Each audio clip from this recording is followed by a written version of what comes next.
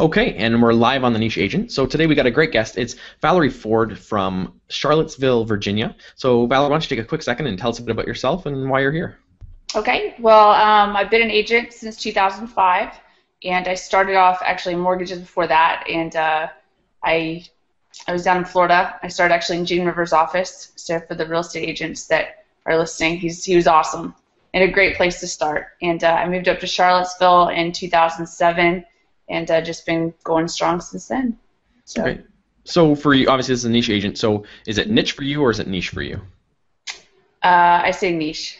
Okay, that's good. I think you're the first American that said niche, so that's a bonus point. I like you already. All Um, right. so why don't you tell us a bit about your niches and kind of what you've done in the past and what brings you to the show?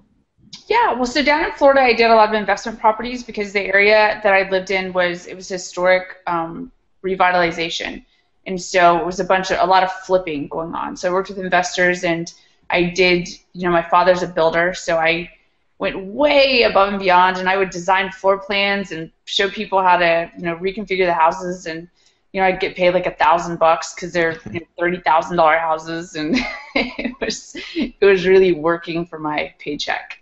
And since I've moved up to Virginia, it's such a historical area. I mean, we're where Thomas Jefferson, we've got Monticello, and all the presidents, the University of Virginia. So we have a lot of historic properties here as well, and a lot of farms and estates.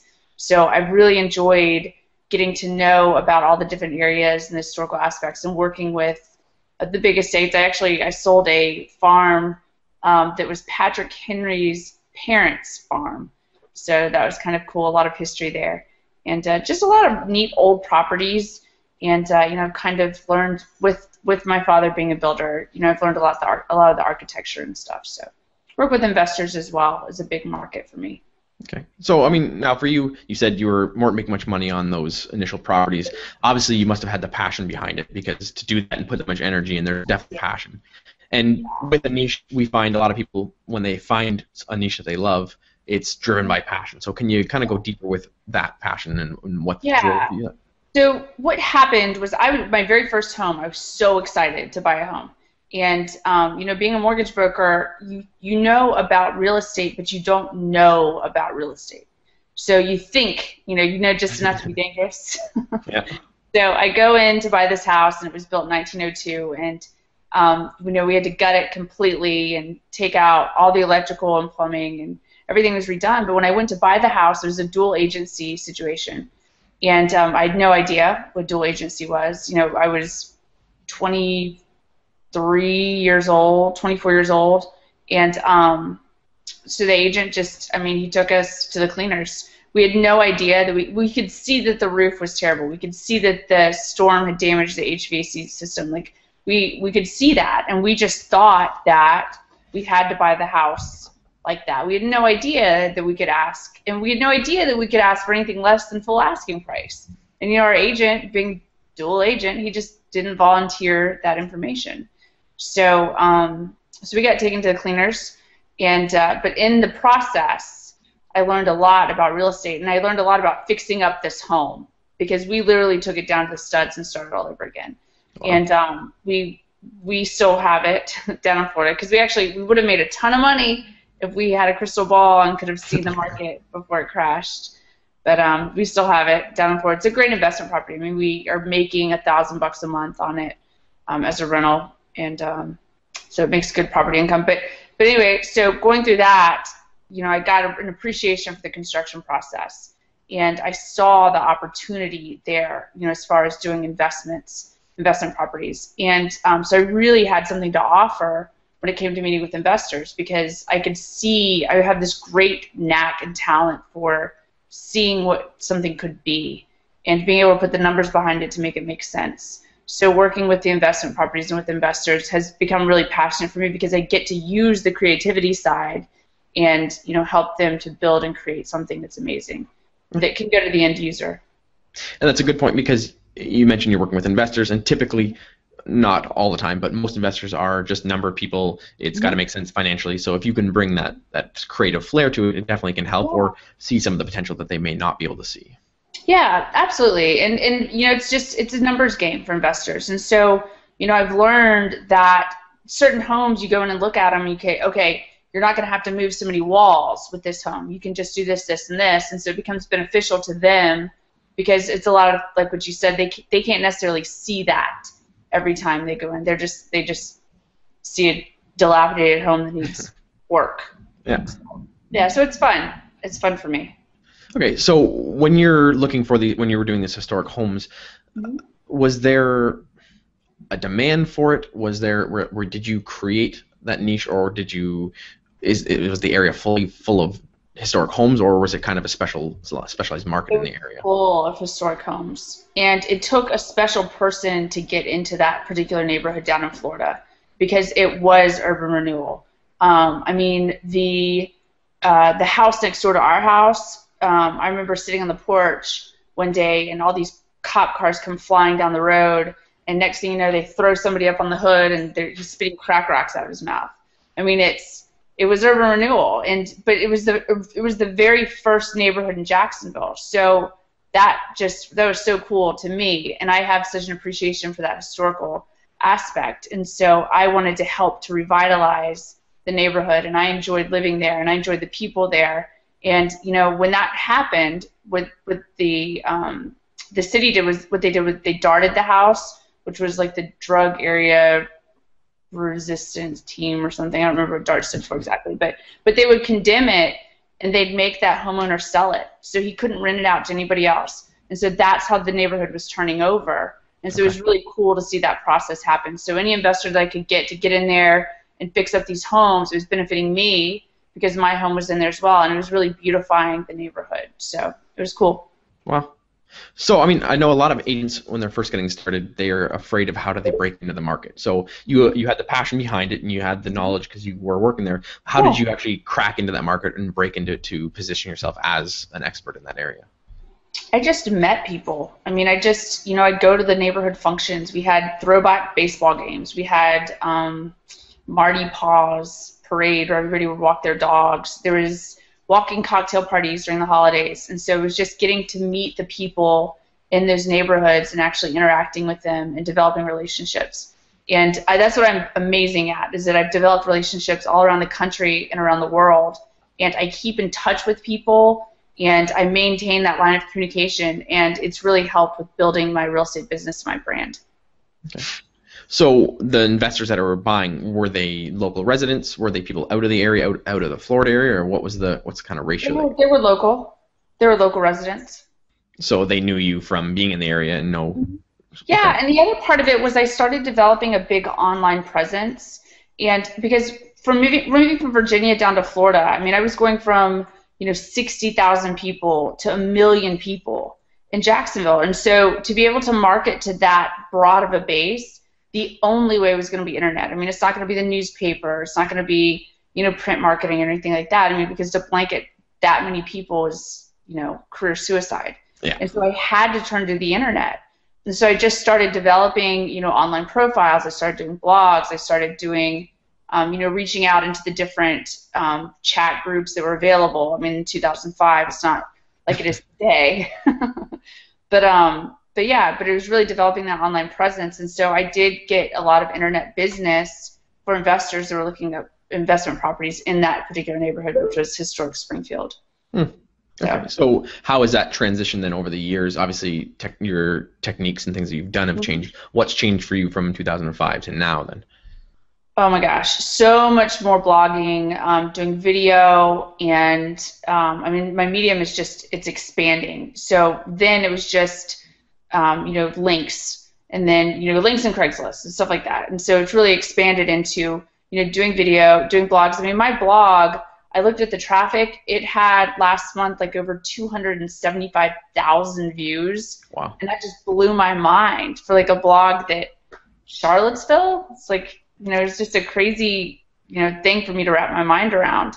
And doing the video blogs, and so now I've started to transition into doing radio, which will be, I'm so excited to get into, and because I have such a passion for what I do, and to be able to share that with everybody on a platform like radio is going to be really exciting for me.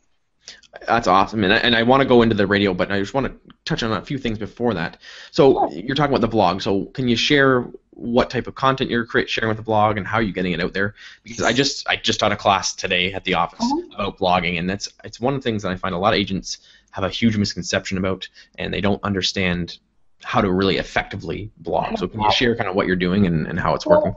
We blog, I blog about all kinds of stuff from, one of the things is being careful what you put on social media, like if you're going out of town because of security issues, to, are you happy, to staging your home, taking proper pictures for real estate agents, which that was cool. I did a blog on that, and it got picked up by Inman News, which is nationally syndicated, or internationally, I guess, to just, a crazy real estate closing I had, or something that happened when I went in to show property, or, you just can blog about anything. And if you put some humor into it, then people tend to, they think it's a chuckle. Like, I have people, even with my Facebook blogs, that I've met from around the country, they're like, Valerie, I can't tell you, every day I just have to see what you post on Facebook because you just crack me up. And I was like, it's my life. It's the way it is.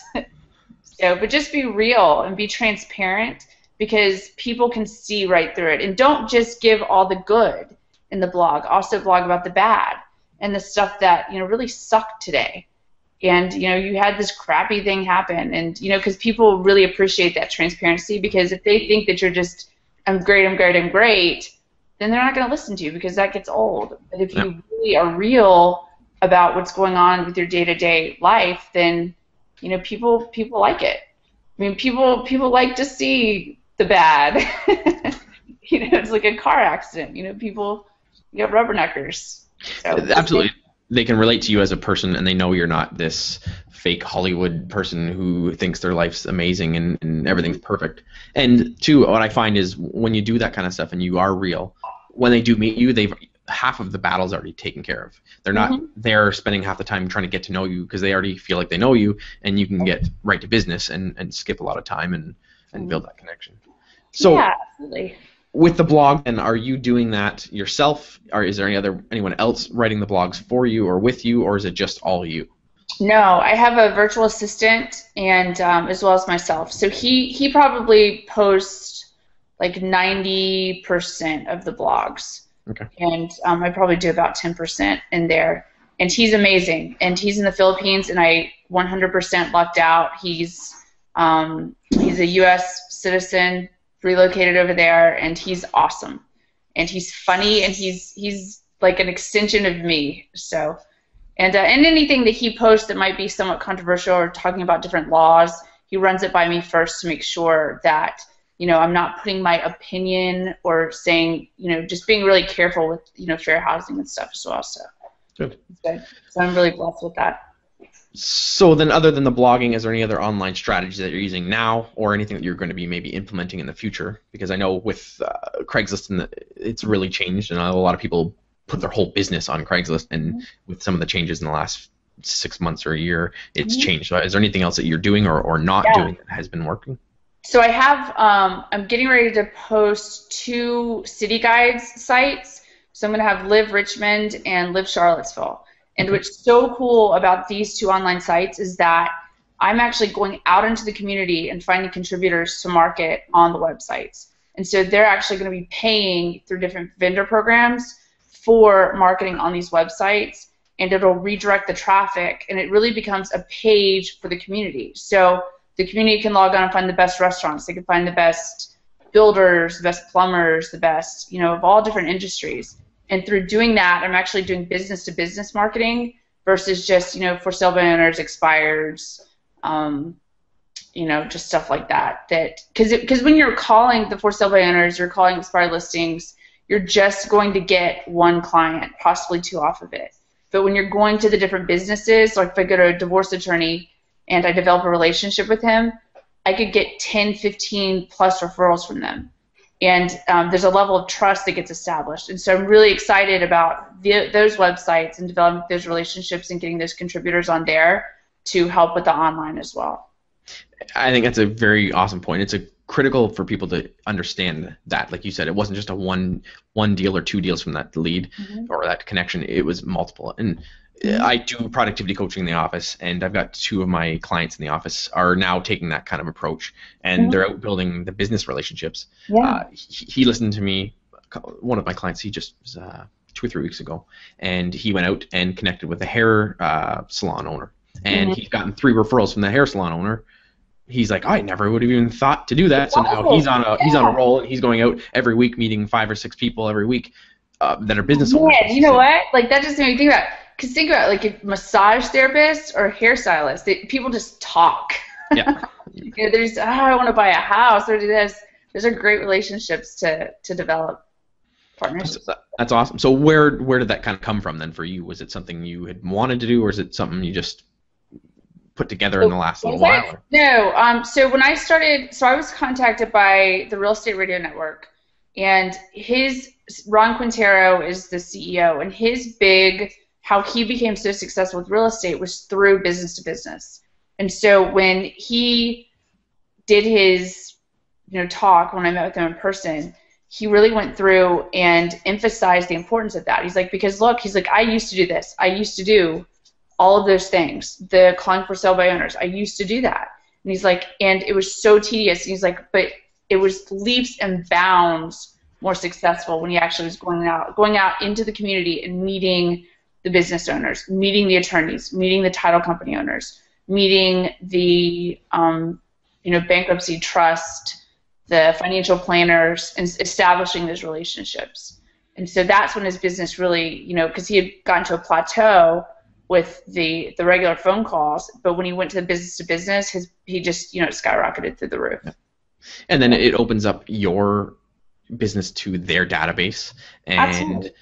The other thing too is I find a lot of agents will go after, if they do business partnerships, they'll go after the typical people: home inspectors, home stagers, lawyers, mortgage brokers. I'm like, there's such a whole other realm of people out there that you could be touching base with and getting in front of their database. That they're all home buyers and sellers, and that's what's cool about the website versus the website. Like I can do that with the other people, because with my real estate show, since it just pertains to real estate, I can't reach out to all those other people as contributors. But since I have the website and I can direct traffic back to them, then I can develop those partnerships. So it's enabling me to kind of reach out to a bigger pool, which is really exciting. So now it sounds like you've got a lot of stuff going on.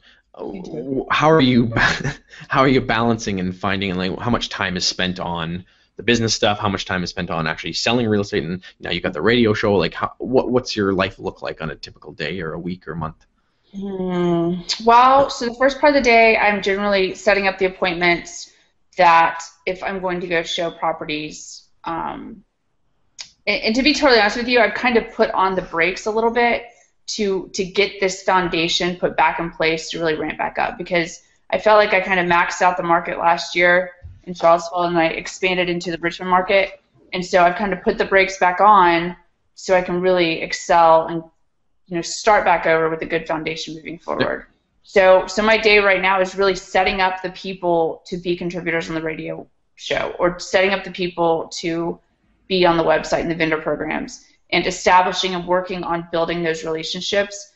I go probably maybe 3 or 4 times a week to actually show properties or write contracts. And I can't complain. I mean, like last week I wrote 4 contracts in a day, which was awesome. Yeah. And so I'm still doing business as it's coming in, but I'm not actually going out and soliciting for it. And that's the great part of my database and keeping in touch with my database, which I have different systems like viral marketing. Some people use, was it BombBomb, to do their video blogs and stuff and to keep in touch with their database. So I have these other mechanisms that actually are automated, and so I'll get people that keep coming in from that resource. So. Good. Yeah, and I find a lot of people don't understand the automating and systematizing and the importance of that, because it allows you to be able to take on new things. But what I find is a lot of agents try to put on as many things as they can without automating it first. Like you have to create a system, get good at it, automate it, then move on to the next one, get good at it, automate it. Whereas I know a lot of agents come in and they just go, okay, I need a bit of this, need a bit of this, bit of this, bit of this, and they try to run it all at once. You kind of have to, like you said, you're laying the foundation. You're slowing down right now, but you're laying that foundation so that it will run on autopilot. Oh my gosh, it's going to be amazing, and I can't wait. I mean, I'm really, really, really excited for everything that I have moving forward, and it's pretty exciting. Awesome. So I want to talk about the radio show then for you, because that's obviously a big venture for you now. Can you talk about how that happened and where that came from and why? Yeah. So I got first contacted by the Real Estate Radio Network, and they basically did a Google search of the Richmond market, and I came up as one of the top agents, and that's from the background that I was telling you in Jacksonville when I was starting off, because I realized that being online matters. I mean, if you Google my name, the first 4 pages of Google are full, and I get out there, and so I went in and I met with them, and they broke it down to, I think there were 10 people that they picked to sit down with. And out of the 10, I was picked to do the radio show. So I ended up going out to San Diego and did the training, which was, it was great. It was talking about asking questions and being able to, communicate over the airwaves that passion. And it's so funny because I've listened to so many, radio shows, and it's just blah, blah, blah, blah, blah, and there's no passion, and like you just want to turn it off, just click, go, change. And I definitely have, a ton of passion for what I do, and he could hear that over the phone and when he saw me in person, and so that's going to be really, really, really fun to do that and to start developing those relationships and doing that part. So that's in Richmond. And then my home base, so my office is in Richmond, but my home is actually in Charlottesville. So geographically, it's about maybe 50 miles apart. And as far as demographics go, it's about, like I said, it's 60-some-odd-thousand, university town in Charlottesville, and it's 300,000 in Richmond. So it's significantly bigger. There's 2 main universities in Richmond. I think there's a couple other smaller ones, but and it's the capital of Virginia. So I'm doing the radio show there, and then I was just contacted last week, or maybe the week before, by Rate, and I came really highly recommended by a lot of the top agents at Keller Williams who actually utilize Rate, and they wanted me to do a show in Charlottesville. So it's a lot doing a show, in 2 different places, but I travel both places during the week anyway, and I'm just excited to be able to have a show in my own backyard, and that'll probably start in maybe 2 or 3 weeks. Good. So same basis, real estate related. I know everybody in Charlottesville, and I know a lot of people in Richmond, but it'll be cool being in my hometown. It ups your celebrity status, which is pretty awesome. Yes. So would the radio stations be heard in either of those cities, or is it just like, is Charlottesville only going to hear Charlottesville, or is Richmond going to hear Richmond, or is there going to be that crossover? They don't cross over. It's like they just don't cross. I mean, there's mountains in between, and the signal just doesn't carry. So, okay. I mean, if it was social media, you can do it anywhere. I mean, we've got it'll be on iTunes. I'll have different YouTube channels that it'll go on, different websites. It streams live on the station website. So there's other ways if somebody wanted to hear it. So the premise for that then for you is to be the real estate expert to the community. So you said you're lining up guests and stuff. So who are you going to be having on the show, and what's the topics, and what's it going to kind of be like?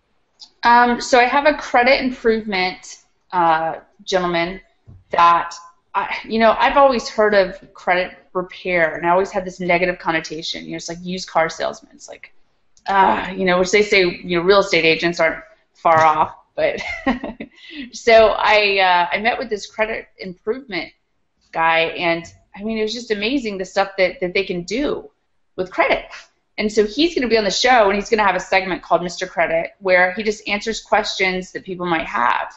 And I didn't know that, like, if you have a repossession on your credit, if they didn't provide you with like 2 notices, like a 60-day and a 90-day notice, and if they can't prove that they provided you with that, then they have to remove it from the credit if you dispute it. And I'm like, wow, that's awesome.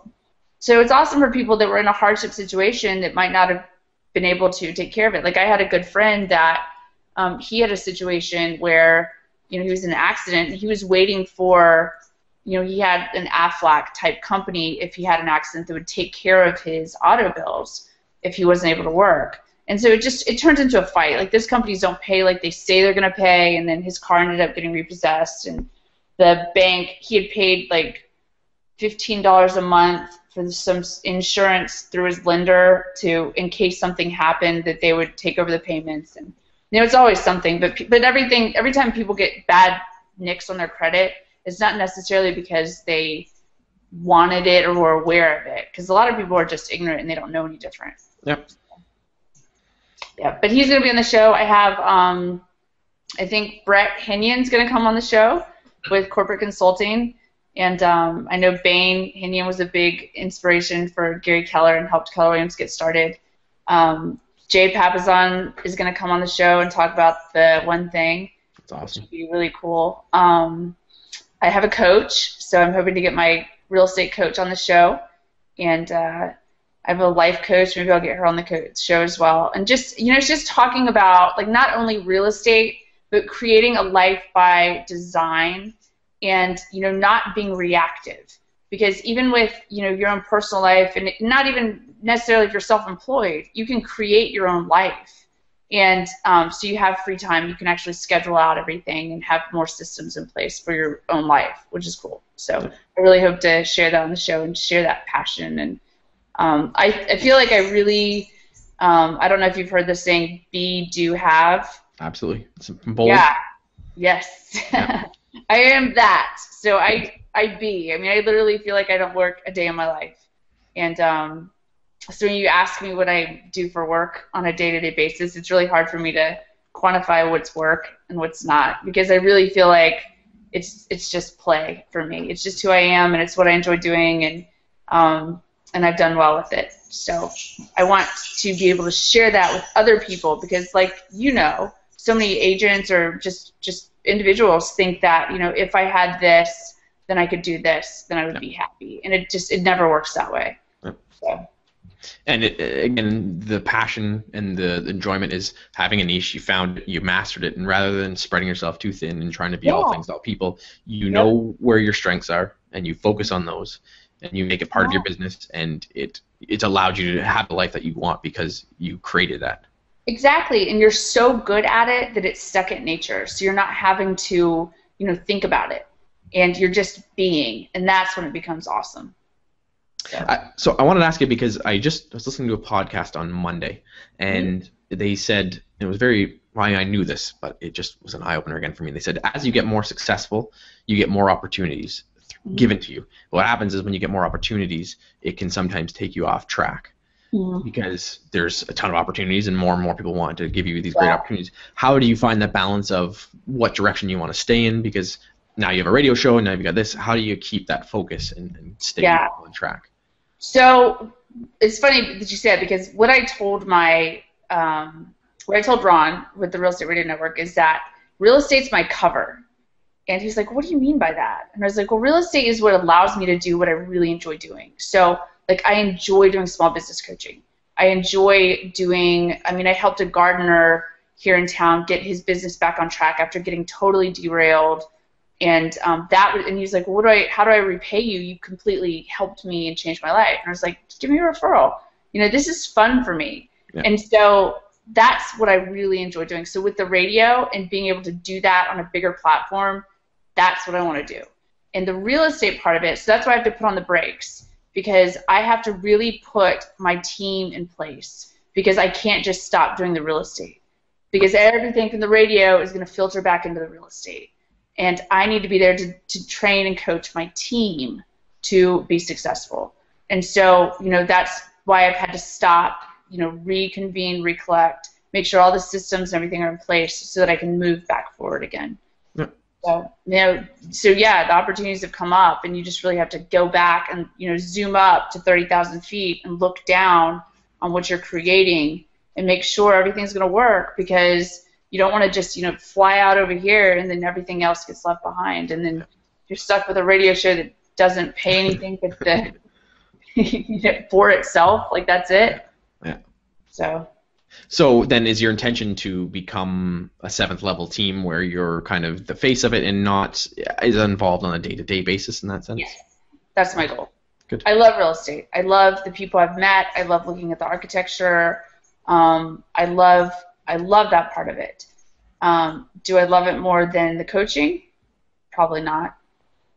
Do I love it more than being able to help people on a larger level than just buying a home? Probably not.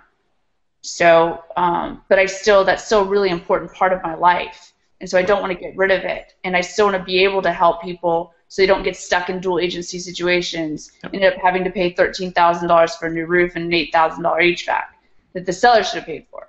Yeah. You know, I want to be able to help as many people as possible. So that's really, you know, so yeah, I want my cake and eat it too. And I think with a 7th level team, I can. And that's kind of my intentions with this show as well. Is I always tell people, like, I love the real estate industry. Mm-hmm. I love it more than I love the transaction basis. I still love selling houses and things like that, but I love the broader picture. To me, it's bigger than just selling houses, and I love the opportunity to be able to help other agents be able to do it and help them help more people and help them see how awesome this industry is and help them find what it is that matters to them and what it is that makes their business tick and how they can get the same passion that you have and see the excitement in it. So it's awesome to see you to share that with other people too. So. Oh yeah, and that's so much fun, and it's fun to you know, interact with a lot of the agents on Facebook and, you know, help people out. And I get, you know, a lot of private messages from people just asking questions or advice, and, you know, I'm always open to share anything with anybody. So, you know, anybody feel free to shoot me a message or, you know, post something on my Facebook wall, because I love helping people, and that's what I love doing. Whether it's selling them a house, whether it's helping them with their business, whether it's walking their dog. I mean, it's what I enjoy doing, and that's fun for me, and, you know, that's me being, and it enables me to do what I want to do, and I have, you know, an amazing life and amazing children, and you know, it's great, so I can't complain. Awesome. So that's a good segue in for the last segment is, what's the good piece of takeaway advice that you can give, a good golden nugget that people can take away from you so that if they're kind of where you were at or where they want to be where you're doing, what's a good thing that you could tell them? Well, I think that you just really need to be yourself and be transparent and find that passion. If your passion is, you know, helping people to, you know, buy their homes or sell their homes, do that. And, you know, tying back into, you know, Gary Keller and Jay's book, The One Thing, like, if you're just passionate working with buyers, then find a team and be a buyer specialist. Don't, you know, mess around with all the paperwork and all the other stuff.